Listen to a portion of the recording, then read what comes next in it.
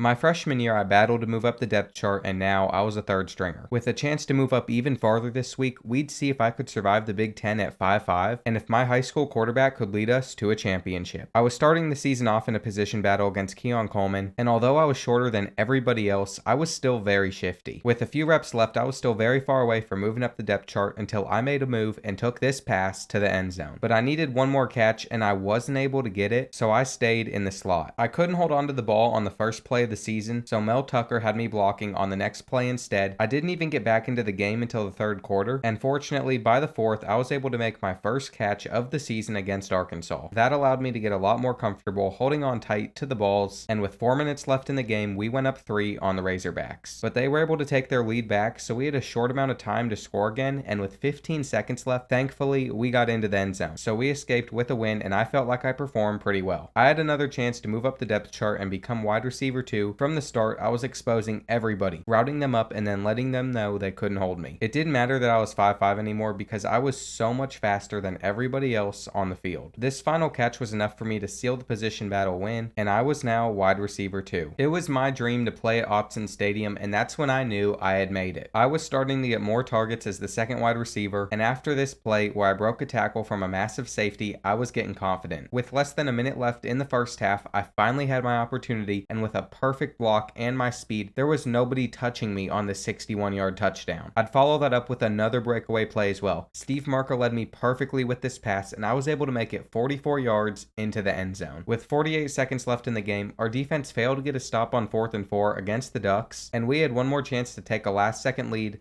but we were not able to get it. So it was time for overtime, and it wasn't going to be easy to beat Oregon on the road, but after our defense got a clutch stop, kicker Jack Stone put the game away, and I knew I was a main reason we won. There wasn't much purpose to practice for me anymore because I was already getting plenty of playing time during game day, but I wanted to eventually become wide receiver 1 and climb up from there, so I kept putting in work. And there were still so many ranks for me to climb. I hope to never see these jerseys again after last year, but we were repping them anyway, and in the end, it doesn't matter. We were just trying to start the year 3-0. On the goal line, Steve Marker threw the ball straight to the other team, so I had to flash back to my special teams days and make a clutch tackle. I honestly wasn't performing well despite playing a weak opponent in Wyoming, and by the fourth quarter, we were surprisingly down by 7. I wasn't on the field for a game-tying touchdown, but I had a chance to help us win, and I was getting into a rhythm, creating loads of separation and getting my Spartans inside the 30. There was nobody on the Wyoming defense that was able to hold me at the end of the game, and this kick would seal the win. Once again, I went over 100 receiving yards, and I was really living out my dream at Michigan State, which felt so good. I was also making people look silly in the rain, which made this my favorite college practice yet. Mel Tucker was starting to love me, and if I played well against Eastern Michigan, I could move up to wide receiver 1, but after I failed to make this catch, I was ticked. At the end of the day, I would completely forget about that mistake because I toasted the Eagles defense and took it all the way to the house for a 77-yard touchdown. That wouldn't be the only time I'd find the back of the end zone either, with this easy 26-yard catch, and then I'd do it again for exactly 26 yards, hauling it in and putting us up 18. I might not survive the Big Ten, but Eastern Michigan was cake, and I even set the school record for receiving touchdowns in a game. Additionally, I even put up an extra touchdown at the end of the game just for bragging rights, and that helped my high school buddy also get in the school record books. I was definitely the player of the game, and I was competing against Trey Mosley for the top spot on the wide receiver depth chart. Even in the rain, I was able to perform at the top of my game, holding onto this ball in double coverage, and then keeping it tucked while getting completely railed. For the first time in my career, I wasn't even worried during my position battle, and this play would move me up to wide receiver 1. So I had finally climbed to the top, and I had to play against number 8 Penn State in the battle of the undefeateds. I started off with a foot race against the Penn State defender, beating him out and reeling in a 40-yard touchdown catch. And me and Steve Marker were hooking up over and over. Our high school connection had transitioned perfectly to college, and I already had 2 touchdowns by the end of the first quarter. By the second half, Steve Marker started to struggle, throwing his 3rd interception of the game, and then Drew Aller put us down by 3. We had a minute left to tie it up, and I made this catch to get us to midfield and give us a good chance. From there, we went on to score a touchdown with 35 seconds left, but somehow Penn State scored, and we lost our first game of the year. My insane performance wasn't enough, so I was back to working on improving my game and chemistry with the team at practice. After last week's loss, I was looking to help us bounce back with a win, but this was possibly the worst worst start we could have had against Purdue, with Steve Marca turning the ball over and giving the Boilermakers amazing field positioning. So I decided to take matters into my own hands and make an impact with this filthy route on a 33-yard catch, and a clutch fourth down to get the conversion. I figured out how to get around the tough press here, turning a route that couldn't be run into a 15-yard gain, and we got into the end zone a play later. With a few seconds left in the half, I caught the go-ahead touchdown, and in the end, we were able to beat the Boilermakers on the road. I went for 125 receiving yards, and the following week, we hosted Iowa with the chance of improving to 6-1. I was established as our main receiver at this point in the year, and we needed to win out if I wanted any chance of winning the Big Ten and making the playoffs. I felt like it was possible, and after I made the play of the game, breaking a tackle and outrunning the Iowa defense to score a 70-yard touchdown, we were in a good position, and there was no stopping me. Not only did I go for almost 300 yards, but we were only one game back in our division, and I was smashing my season goals being the number 2 receiver in the nation. It was pouring down in Bloomington, and I'm not gonna lie, for a basketball school, Indiana had a pretty sick football stadium, but an atrocious defense. Midway through the third quarter, I caught my second touchdown of the day, and yet Indiana fans were happy being down 24. This was another easy win for my team, and I played out of my mind. It was rivalry week, and I was ready to go into the big house and make a statement showing everybody that the Spartans were better. By midway through the second quarter, Michigan had a 4-point lead, but I was able to put us up by a few points with this catch. However, by the fourth quarter, even though I was playing out of my mind, we were still trailing the Wolverines. After our defense got a clutch stop, I took off, got wide open, and got my team all the way down to inside the Michigan 5-yard line while setting the school season record for receiving yards. From there, we would get into the end zone, but the Wolverines would score another touchdown. So once again, the game was in my hands on 4th and 4, where I took this simple slant 69 yards to the house with nobody coming close to catching me. But all I could do was watch from the sidelines as our defense collapsed in the final seconds. And I tried to run a quick out route to get us in field goal range, but Steve Marca threw it deep instead, and we fell short in the end. I hated seeing JJ McCarthy so happy, and watching all of the Wolverines celebrate killed me, making me desperate for revenge next year. But even if we were out of college football playoff contention, I was now on the Heisman watch list, so my main focus was to win trophies instead. If I was going to win the Heisman, I would need to finish the year with 3 perfect games, and I felt like playing against Northwestern at home was the perfect opportunity because, let's be honest, they really aren't great at football. I mean, I was completely exposing number 2, so even if our defense didn't want to show up today, I knew I'd be able to get us another win. And by the fourth quarter, I thought I was going to get my 3rd touchdown of the day, but I was brought down just short, so I had to run block while we scored instead. I ended up finishing with some nutty stats, and I might make it to the next level before the season ends. Even Scott Frost was doing a better job with Nebraska than whoever the coach is now. I couldn't believe they were 1-9, making this a great opportunity to pad my stats and hopefully win the Heisman Trophy. I couldn't have asked for better throws either from Steve Marca, as he was putting it exactly where I asked him to. Playing with my high school quarterback in college was great, as we ended up breaking loads of records together. I ended up getting into the end zone for the first time of the day on this ridiculously nasty route, but by the third quarter, we were actually struggling to score on Nebraska. It looked like we were going to lose to a 1-9 team until I got open like I always do, taking it 75 yards to the house and solidifying my spot as one of the best in the country. With a minute left, we had a chance to go up on 3rd and goal, but Steve couldn't get it out, so we had to tie it up instead. Then, in overtime, I tried to get open, but it almost resulted in a game-ending pick 6. We ended up only getting 3, and I had to watch from the sidelines as we lost to Nebraska at home. I was so embarrassed. But then, it hit me. I was about to set multiple NCAA records for receiving, so if I had a good day today, I was almost guaranteed to win the Heisman Trophy. But I wasn't playing well for once, with the ball nailing me in the head. However, by midway through the third quarter, I was able to finally get on track, walking into the Minnesota end zone untouched. But then, the unluckiest injury ever happened as I hyperextended my knee on the back of my teammate and bruised my MCL, and that would put me out for the rest of the season. I came so close to breaking multiple NCAA records this year, but I fell just short of winning tons of awards and the Heisman. All I ended up bringing home was the Maxwell, and my team lost our bowl game without me, so I knew next year I'd have to return, break every record, and win every award.